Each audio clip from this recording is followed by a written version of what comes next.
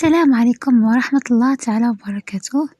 اليوم جيت نهضر لكم في هذا الفيديو على 5 ديال التطبيقات اللي خاص اي طالب يكون عنده واخا غير واحد من التطبيقات على الاقل في التليفون ديالو.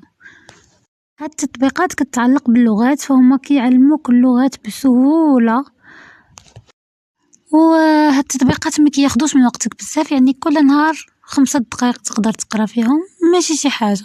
نبداو باول تطبيق اللي هو تطبيق ديال ديولينغو. كيتيليشارج من البلاي ستور. هو تطبيق سهل بزاف في الاستخدام ديالو. باش كيعجبني هاد ديولينغو، في اول حاجه كيدوزو لك تيست باش كيعرفوا المستوى ديالك في اللغه شنو هو. باش كيعجبني هاد التطبيق هذا وانه تطبيق في الاول كيديروا لك واحد تيست باش كيعرفوا المستوى ديالك في اللغه، وكيبداو معاك على حسب النيفو ديالك. تاني حاجه يعني كيعطيوك واحد الامتياز اخر، انهم مثلا كل نهار كيسولوك شحال بغيتي تقرا، واش 5 دقائق 10 دقائق 15 دقيقه، يعني ما كياخذوش من وقتك بزاف، وكيخليوك انت تحدد باش يخليو الرغبه ديالك تكون كبر في انك تدخل لهذا التطبيق. امتياز اخر هو انهم كيعطوك مثلا صوره وتحت منها الكلمه والصوت، يعني كتسمع الكلمه بالصوت وبالصوره، وكل نيفو دزتيه كدوز فيه امتحان باش يعرفوا واش انت هذاك الشيء كنتي شادو فعلا او لا. هذا التطبيق كنصح به بزاف.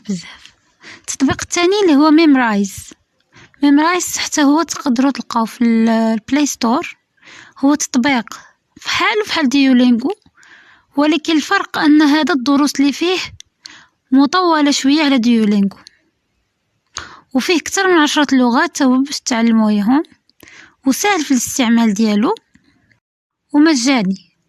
حتى هو من البرامج اللي معروفة بزاف، فيهم كتر من 10 مليون ديال المشتركين. الفرق الوحيد بينه وبين ديولينغو هذا انه فيه الدروس مطولة شوية، الاخر مختصرين فيه الدروس. دابا ندوزو للتطبيق الثالث واللي هو كنصح به حتى هو بزاف، واكيد غيعجبكم هذا بزاف. هاد التطبيق هذا عباره عن بحال قلتي بحال الشات، مثلا 2 الاشخاص، واحد مغربي كيعرف اللغه العربيه طبعا، وواحد فرنسي، فهو اللغه الفرنسيه راه ديالو. هذاك الفرنسي باغي يتعلم العربيه، والعربي باغي يتعلم الفرنسيه، فهم كيتلاقاو بجوج، هذاك يتعلم منه الفرنسي والاخر كيتعلم منه العربيه على شكل تشات.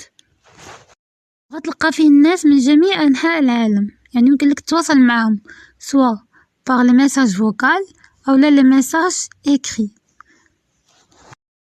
واللي زوين في هاد لابليكاسيون هو ان ديك لا كومونيكاسيون افيك الناس اللي على برا كيخليك تتعلم دغيا اللغه. غنشوفوا دابا تطبيق واحد اخر اللي هو بيبل. هاد التطبيق هذا حتى هو عنده نفس المميزات ديال ديولينغو، يمكن لك فيه تتعلم بزاف ديال اللغات، فيه العديد من اللغات، الايطاليه، الفرنسيه، الالمانيه وما الى ذلك من اللغات. كيعطيوك مثلا كلمات والصور، وكيعطيوك اوديو تسمع هذيك الكلمه كيفاش كتقرا، وكي من بعد كيسولوك كيعطيوها لك هذيك الصوره، وكيقول لك سجل لنا اوديو قراها لنا كيفاش كتقرا هذه الكلمه مثلا. والتطبيق الاخير اللي هو تطبيق بوسو.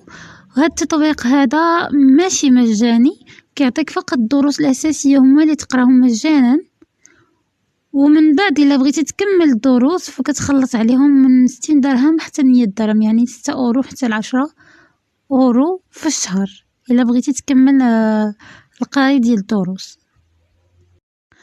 مكرهتش الصراحه اي واحد شاف هذا الفيديو هذا يدخل واخا غير تطبيق من، حيت 5 دقائق او 6 دقائق او 10 دقائق في النهار ما غاديش يديلي بزاف، ومني غادي يجي دور العام غيلقى راسو اكتسب واحد اللغه اللي غتنفعو في حياته. وما تنساوش تابونا في لاشين ودعموني باش نبقى ديما نحط لكم فيديوهات جداد، وان شاء الله من القدام نحط فيديوهات في منتهى الروعه كتهم الطلبه بالخصوص.